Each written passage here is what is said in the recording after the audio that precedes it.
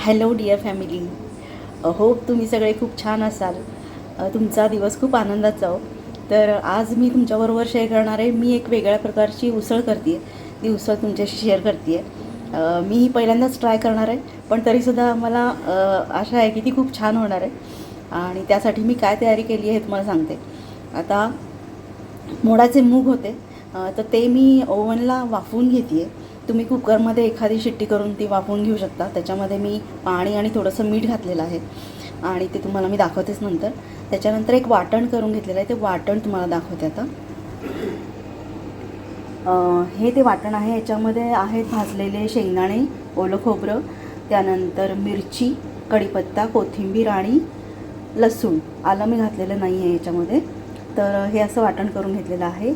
इकडे गॅसवरती कढई ठेवलेली आहे. त्यानंतर याच्यामध्ये मी आता तेल घेते आहे.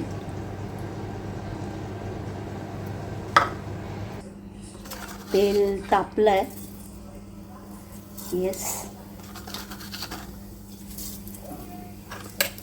यामध्ये मोहरी, जिऱ्याची फोडणी. मोहरी आता तडतडली. याच्यामध्ये आपण घालूया हिंग.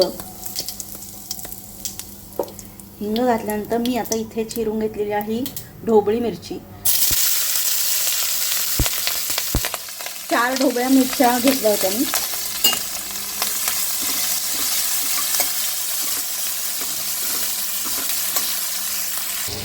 इकडे ढोबळी मिरची परतली जाते आणि याच्यामध्ये आता आपण घालूयात हळद. आणि असा खमंग काय तो सुवास सुटलेला आहे मंडळी. लगेच आमच्या घरात विचारणं होते, काय करतीयेस मम्मा, काय करतीयेस. तर आता ढोबळी मिरची होतीये.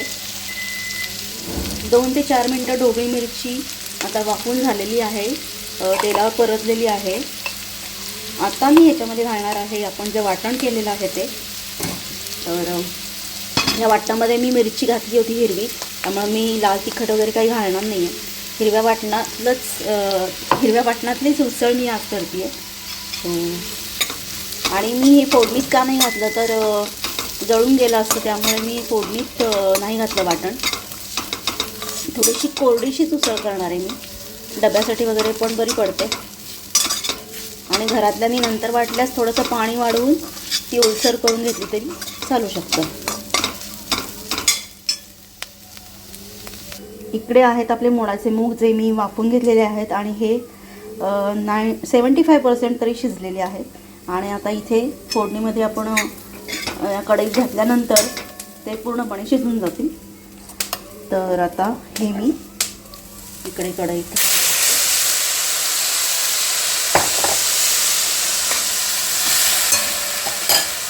आता ही उसळ शिजती आहे.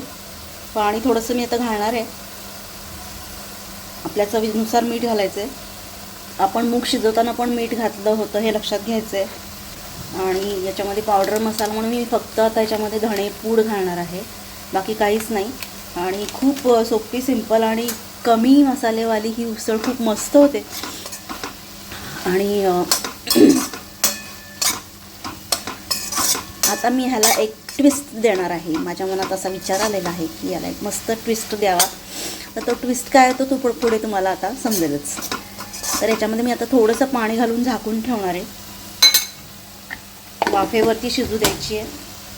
मंडळी, वासच इतका घमघम सुटला आहे ना की मला काय राहिलं नाही. मी थोडीशी टेस्ट करून बघितली आणि काय फक्कड झाली आहे ही उसळ.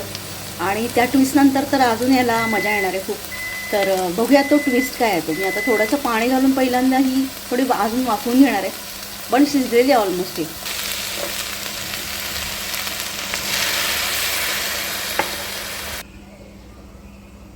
मंडळी, आता 2 ते 4 मिनटं झालेली आहेत. तर आपली उसळ पाहूया आपण. वाव, काय दिसती आहे जबरदस्त. मस्त वास सुटला आहे खमंग. आणि उसळ तर भारीच झाली आहे. आपल्याला आता ह्याला ट्विस्ट द्यायचा आहे नाही का. तर चला ट्विस्ट देऊया. आणि तो ट्विस्ट आहे हा स्मोक. मी आता आज स्मोकी उसळ करते आहे. मस्त असं स्मोक देऊन घेऊया. मी तूप पण घालणार आहे आणि थोडंसं तेल पण घालणार आहे. आता हे तुम्हाला तेल घालताना दिसलं नसेल पण मस्त असं आहा काय खमंग, मस्त खमंग वास येत आहे. इकडे पोळ्या तयार आहेत, ही शेवटची. आणि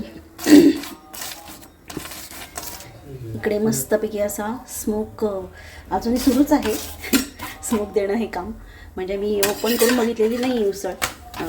तर बघूयात आता पोळ्या झाल्यानंतर. तर खाली पोळ्या तयार, पोळी आणि स्मोकी उसळ, आजचा प्लॅन सॉर्टेड आहे मस्त. चला पोळ्या तयार. आता आपण बघूयात ही उसळ.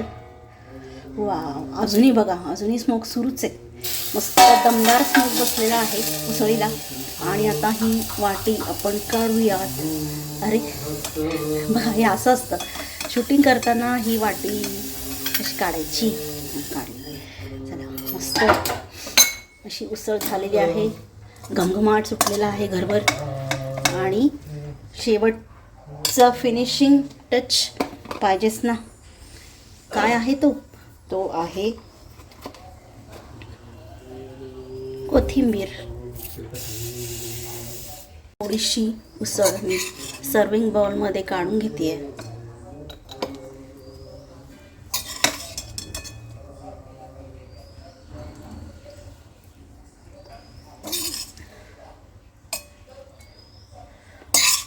वा, मस्त प्लॅन सॉर्टेड आहे आजचा. आणि मी पुन्हा झाकून ठेवते, कारण कसं असतं कढई गरम असली की त्यामध्ये पण समजा काही मूग कमी शिजले असतील तर ते शिजून जातात.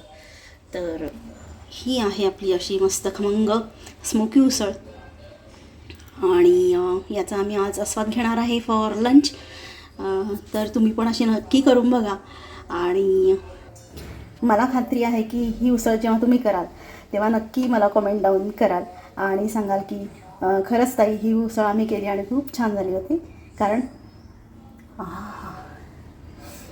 खमंग असा वास येतो आहे आणि चुलीवरचं खाल्ल्याचा फील येतो आहे. चुलीवरचं जेवण बनवता येत नाही शहरात राहून, तर मी अशा पद्धतीनं त्याला तोडगा काढलेला आहे आणि तुमच्यासमोर सादर केलेला आहे. सो नक्की करून बघा अशी ही स्मोकी उसळ. चलो, आत्तापुरतं एवढंच. बाय बाय, पुन्हा भेटू लवकरच. डबा खायला सुरुवात करणार आहे आज ही जी स्मोकीवाली मुगाची उसळ आहे.